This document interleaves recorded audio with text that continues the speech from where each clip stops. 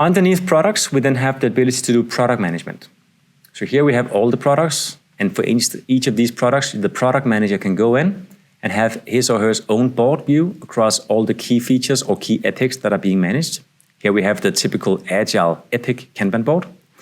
We also have an epic list that you can also style in many ways.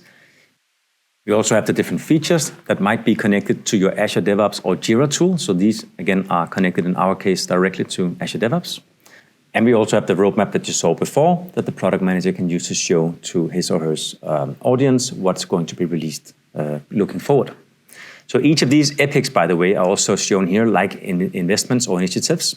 If I open up one of these, you will see that you can actually manage this as you would with a project. It's a different stage gate model, which is more similar to the Agile approach to managing change.